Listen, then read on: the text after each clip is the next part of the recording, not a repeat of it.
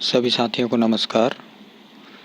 आज के इस वीडियो में आप देखेंगे कि एम शिक्षा मित्र ऐप के माध्यम से शिक्षा सेतु में प्रतिदिवस रिपोर्टिंग किस तरह की जाना है। तो हम वीडियो शुरू करते हैं। वीडियो शुरू करने के पहले मैं आप सभी से कहना चाहता हूं कि आप सभी इस चैनल को सब्सक्राइब कीजिए, लाइक कीजिए, जिससे मैं इस तरह के और भी वीडियो आप लोगों के लिए बना के आप लोगों को दे सकूं। तो सबसे पहले आपको अपने मोबाइल फ़ोन पे एम शिक्षा मित्र ऐप को ओपन करना है। आगे बढ़ें, ये जो येलो कलर का बटन दिख रहा है इस पर टच करना है। इसके बाद आप शिक्षा सेतु मॉड्यूल जो दिखाई दे रहा है इस पर टच करें। यहाँ पे आपको मैसेज दिखेगा, यह सुविधा केवल स्कूल के लिए है। ये मैसेज इसलिए दिख रहा है क्योंकि अभी इस ऐप में लॉगिन नहीं किया गया है। इस ऐप में लॉगिन करना आवश्यक है। लॉगिन करने के लिए आपको यहाँ पे इस ओके बटन को टच कीजिए।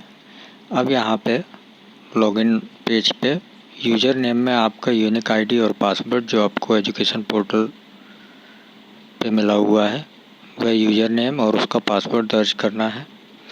उसके बाद लॉगिन बटन पे टच करना है। लॉगिन बटन पे टच करने के पहले आप देखिए नीचे एक रिमेंबर करके चेक बॉक्स बना हुआ है जिस पे आप चेक लगा दें। उसके बाद आप लॉगिन बटन पर टच करें। अगर आप इस पर चेक लगा देते हैं तो भविष्य में आपको कभी भी लॉगिन करने के लिए यूज़र नेम और पासवर्ड डालने की ज़रूरत नहीं पड़ेगी, सीधा लॉगिन हो जाएगा। लॉगिन हो गया है। लॉगिन होने के बाद आप शिक्षा सेतु में पुनः टच करें।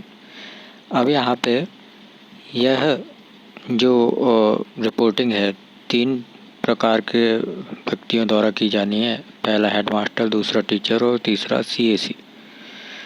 सीएसी के लिए अभी यह कार्य नहीं कर रहा है, हेडमास्टर और टीचर के लिए कार्य कर रहा है।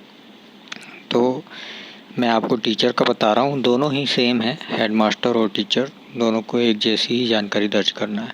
आप यहाँ से टीचर को चयन कर लें और नीचे जो प्रोसीड बटन दिख रहा है उस पर टच करें। इसके बाद यहाँ पे आपको अपना नाम दर्ज करना है। मैं आपको टेस्टिंग के लिए बता रहा हूँ इसलिए मैं इधर पे टेस्ट लिख रहा हूँ। आप यहाँ पे अपना नाम दर्ज करेंगे, फिर आगे जाए पे टच करेंगे और यहाँ पे आपकी यूनिक आईडी, जो भी यूनिक आईडी है आपकी, वो आपको दर्ज करना है। उसके बाद आगे जाए पे टच करना है। मोबाइल नंबर, जो भी आपका एजुकेशन पोर्टल पर रजिस्टर्ड मोबाइल नंबर है वह मोबाइल नंबर आपको यहाँ पे दर्ज करना है। दर्ज करने के बाद आगे जाए पर टच करना है। इसके बाद यहाँ से प्रश्न आने शुरू हो जाएंगे। प्रत्येक प्रश्न को आपको पढ़ना है और उसका उचित आंसर आपको देना है। क्या आपने अपनी कक्षा के छात्रों के लिए प्रतिदिन साझा की जाने वाली डिजिलैब सामग्री देख रहे हैं? ये सामग्री पहले आपको देखना है और फिर उस अनुसार बच्चों पालकों से शेयर करना है। तो इसका जवाब जो भी आपको उचित लगता है, इसमें विकल्प दिए गए हैं। हाँ, डिजिलैब कार्यक्रम के बारे में नहीं जानते, सामग्री नहीं मिल रही है, पर्याप्त डाटा बैलेंस नहीं है, अन्य। मुझे लगता है आप सभी इसको बराबर प्रतिदिन देख रहे हैं, तो आप इसका जवाब हाँ दीजिए। हाँ देने के बाद अगला प्रश्न, आज आपने अपनी कक्षा के कितने छात्रों को डिजिलैब सामग्री के अनुसरण के लिए फ़ोन किया है? जितने भी पालकों या छात्रों से आपने बात की है उनकी संख्या यहाँ पर दर्ज करें। आगे बढ़ें। इसके बाद में ये 5, अगर आपने मैंने पिछली स्क्रीन पे 5 बच्चे दिखाए हैं तो यहाँ पे उनके मोबाइल नंबर पूछ रहा है, तो 5 मोबाइल नंबर आपको डालने हैं। अब वो किस तरीके से डालने हैं ये ज़रा ध्यान दीजिएगा। पहला मोबाइल नंबर लिख दिया,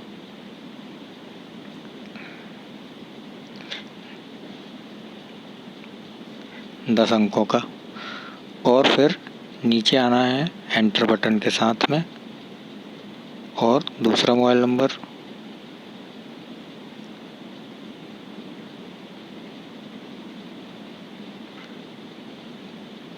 इसके बाद में तीसरा मोबाइल नंबर, फिर चौथा मोबाइल नंबर और फिर 5वां मोबाइल नंबर। ये 5 नंबर डालने के बाद आगे जाए पर टच करना है।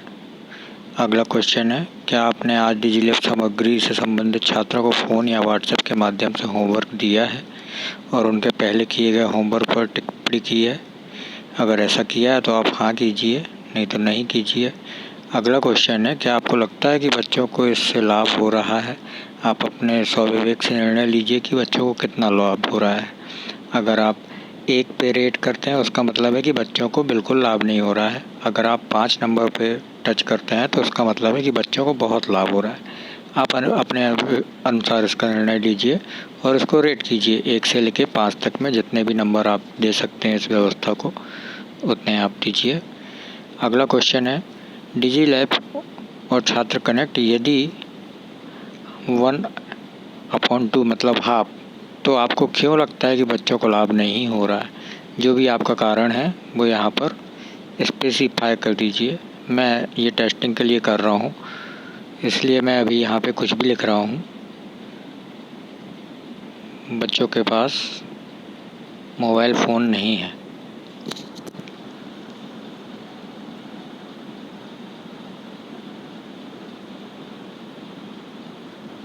मैंने ये दर्ज किया है। इसके बाद फिर से आगे जाए पे टच करना है। आगे जाने के बाद डिजिलैब और CM राइज, क्या आप केवल शिक्षकों के लिए बनाए गए डिजिलैब समूह में जोड़े गए हैं? अपने विकास खंड में तो शिक्षक और पालक सभी एक ही ग्रुप में जुड़े हुए हैं, तो आप इसमें देख लीजिए क्या आप केवल शिक्षकों के लिए बनाए गए डिजिलैब में जोड़े गए हैं। अपने यहाँ पे शिक्षकों के लिए अलग बनाया हुआ है और पालकों के समूह से अलग बनाया गया है, तो अभी इसका आंसर आप हाँ कीजिए। अगला क्वेश्चन है, क्या आप स्कूल में सभी ग्रेड से पालकों और छात्रों को डिजिलैब समूह में जोड़ा गया है? हाँ कीजिए। जितने भी आपने लगभग सभी ग्रेड के जोड़े ही होंगे, भले सारे पालक ना हो, लेकिन एक ना एक पालक किसी एक ग्रेड से होगा, तो इसको हाँ कीजिए। आपके स्कूल के कितने पालक और छात्र समूह में जोड़े गए हैं? सभी ग्रेड के एक साथ कितने टोटल पालक जिनको आपने समूह में जोड़ा गया है उसकी संख्या लिख दीजिए। आगे जाएं। क्या आपके स्कूल के सभी शिक्षक रोज अपने कक्षा के 5 छात्रों को डिजिलैब सामग्री का अनुसरण करने के लिए फ़ोन कर रहे हैं?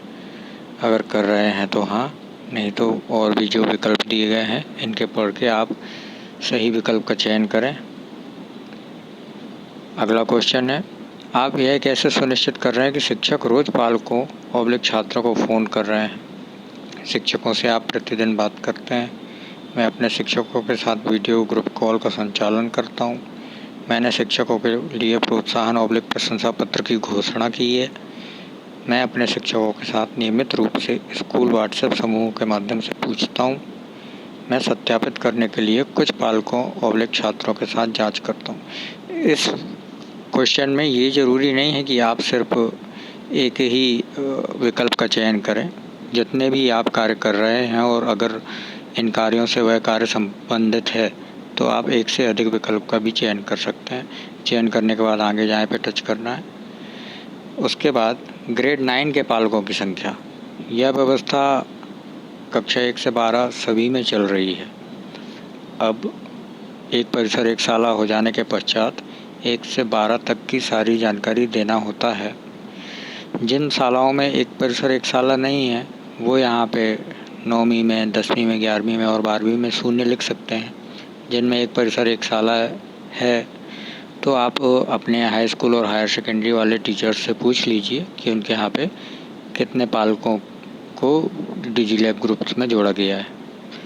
अभी मैं यहाँ 0 लिख रहा हूँ। आप अपने स्कूल के स्तर का निर्धारण करते हुए यहाँ पे जानकारी भरेंगे। उसी तरह कक्षा 10 में, कक्षा 11 में, कक्षा 12 में। फिर यह पूछा गया है कि आप कौन सी कक्षा को पढ़ाते हैं। आप जिस भी कक्षा के शिक्षक हैं उसको चयन कीजिए और आगे जाए पर टच कीजिए। आपके स्कूल में कितने शिक्षक हैं, जितने भी हैं उनकी संख्या लिखिए और आगे जाएं। आपके स्कूल में कौन कौन से ग्रेड हैं, यहाँ पे आपको देना है कि आपके स्कूल में कौन कौन से ग्रेड हैं।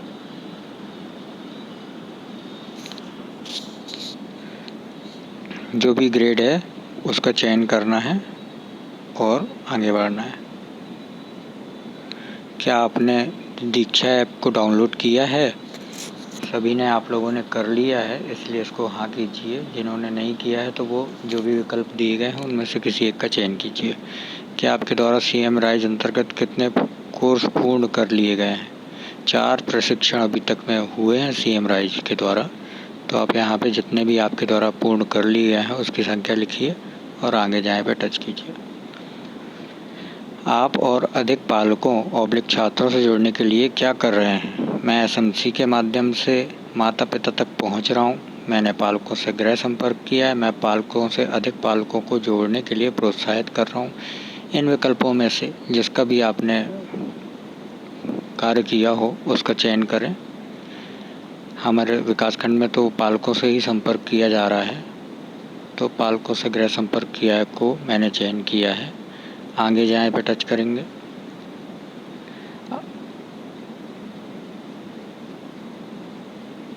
इसके बाद में ये जो सबमिट आंसर दिख रहा है आपको विकल्प, इसमें टच करना है। इसमें टच करते ही यह जो आपका फीडबैक है वो सबमिट हो जाएगा और आपकी जानकारी सुरक्षित हो जाएगी। मैं आप सभी से एक बार और निवेदन करता हूँ कि इस चैनल को सब्सक्राइब कीजिए, वीडियोस को लाइक कीजिए। अगर आप ऐसा करेंगे तो मैं आपको आपकी ज़रूरत के और भी जो वीडियोज़ हैं वो आगे अपलोड करके आपको प्रोवाइड कराता रहूँगा। धन्यवाद।